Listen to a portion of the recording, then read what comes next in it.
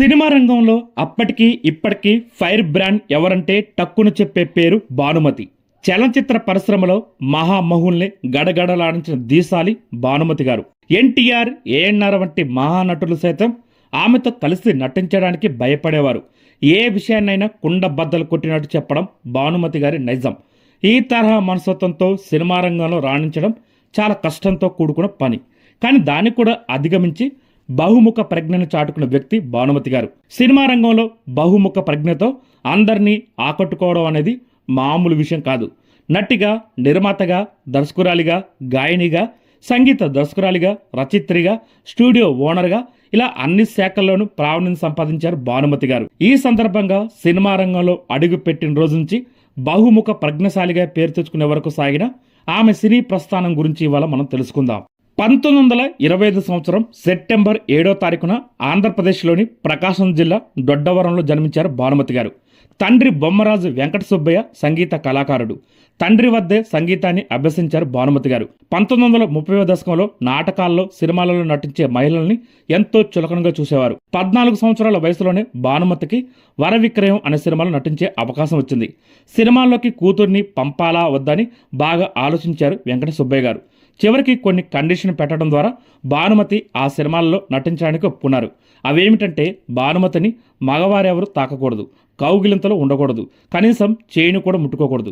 ఈ కండిషన్తోనే చాలా సినిమాలు చేశారు భానుమతి గారు. ఆ తర్వాత 1943 సంవత్సరంలో వచ్చిన కృష్ణ ప్రేమ సినిమా భానుమతి జీవితాన్ని మలుపు తిప్పిందని చెప్పాలి. ఆ సినిమాకి అసోసియేట్ డైరెక్టర్గా పనిచేస్తున్న పిఎస్ రామకృష్ణారావుని ప్రేమించారు. పెద్దల అంగీకారంతోనే పెళ్లి చేసుకున్నారు. ఆమె పెళ్లి తర్వాత విడుదలైన మొదటి సినిమా స్వర్గసీమ. ఈ సినిమా తర్వాత భానుమతికి లెక్కకు మించిన ఆఫర్లు వచ్చాయి. కానీ అన్ని సినిమాలు అంగీకరించేవారు కాదు. తన మనసుకు దగ్గరగా ఉన్న కథలతో వచ్చిన సినిమాల్ని ఒప్పుకునేవారు. ఆ తర్వాత తమ కుమారుడు భరణి పేరుతో నిర్మాణ సంస్థను స్థాపించారు. మొదటి సినిమాగా రత్నమాల సినిమా నిర్మించారు. భరణి పిక్చర్స్ బ్యానర్పై తెలుగు, హిందీ, తమిళ సినిమాను నిర్మించారు. తన 28వ ఏట భరణి స్టూడియోస్ స్థాపించి తొలి సినిమాగా చండీరాణి సినిమా నిర్మించారు. ఈ సినిమాకి తొలిసారి దర్శకత్వం వహించారు భానుమతి గారు. తెలుగు, తమిళ, హిందీ భాషలో రూపొందిన ఈ సినిమాలో ఎన్టీఆర్ హీరోగా నటించారు. ఈ సినిమా మొదలుకొని దాదాపు 16 సినిమాలను డైరెక్ట్ చేశారు భానుమతి గారు. అలాగే భరణి సంస్థలో అక్కినేని నాగేశ్వరరావు ఎక్కువ సినిమాలు నటించారు. ఆ సంస్థని తన మాతృ సంస్థగా భావించేవారు అక్కినేని. తమ సంస్థలో నిర్మించిన సినిమాలలో కొన్నిటిని భానుమతి డైరెక్ట్ చేస్తే మరికొన్ని సినిమాలని రామకృష్ణారావు డైరెక్ట్ చేశారు. అలాగే గాయనిగా భానుమతి గారిది ఒక విభిన్న శైలి అని చెప్పాలి. అప్పటి వరకు అలాంటి స్వరం తెలుగు చిత్ర పరిశ్రమలో ఎవరికి లేదు. ఎన్నో అద్భుతమైన పాటలు పాడి తనకంటూ ప్రత్యేకమైన అభిమానులు సంపాదించుకున్నారు. అలాగే సంగీత దర్శకురాలిగా కూడా కొన్ని సినిమాలు చేసి సంగీతంలో తనకున్న అభిరుచిని చాటుకున్నారు. తన 19వ ఏటనే రచయిత్రిగా కొత్త అధ్యాయానికి శ్రీకారం చుట్టారు భానుమతి. ఆమె రచించిన అత్తగారి కథలు రచనకు కేంద్ర ప్రభుత్వంచే పద్మశ్రీ అవార్డు పొందారు. ఈ విజయాలన్నీ ఒకెత్తెత్తే స్వతహా ఆమెకు కుటుంబం అన్న, సంసార జీవితం అన్న ఎంతో మక్కువ. పెళ్లి చేసుకుని పిల్లా పాపలతో జీవితాన్ని ప్రశాంతంగా గడపాలన్నది ఆమె చిన్ననాటి కోరిక. కానీ అనూహ్యంగా చిత్రరంగం ప్రవేశం చేసి బహుముఖ ప్రజ్ఞశాలిగా పేరు తెచ్చుకున్నారు భానుమతి గారు. అలాగే స్వతంత్రమైన భావాలు కలిగిన భానుమతి గారు ఎవరిని లెక్క చేసేవారు కాదు. తన మనస్తత్వానికి భిన్నంగా ప్రవర్తించేవారిని అసలు ఉపేక్షించేవారు కాదు. దీనికి ఒక సంఘటనని ఉదాహరణగా చెప్పుకోవాలి. కొందరు తమిళ దర్శకులు హీరోయిన్లు చులకనగా చూసేవారు. వారితో అవమానకరంగా మాట్లాడేవారు. ఒక తమిళ సినిమా షూటింగ్ జరుగుతున్న సమయంలో దర్శకుడు ఆమెను ఉద్దేశించి భానుమతి ఇలా రావే అన్నారు.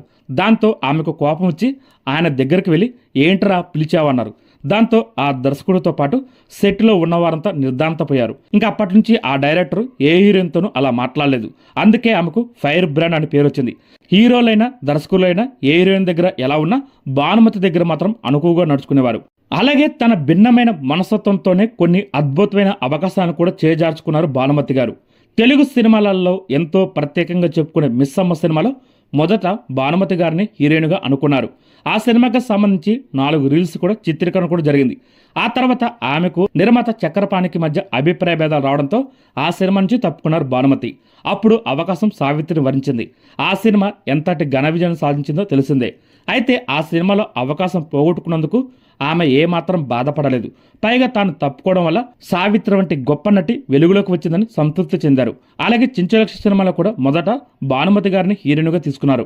అక్కడ కూడా దర్శక నిర్మాతలతో పేచీ రావడంతో తప్పుకున్నారు.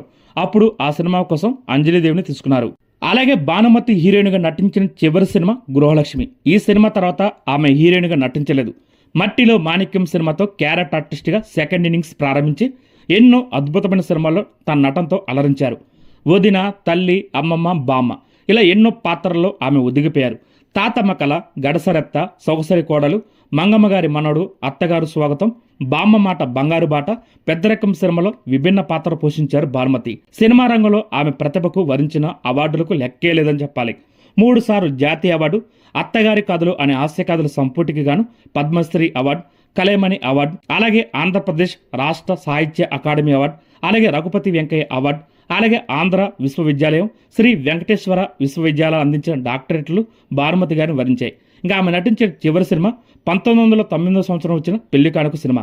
ఆ తర్వాత ఆమె మళ్ళీ సినిమాలలో నటించలేదు.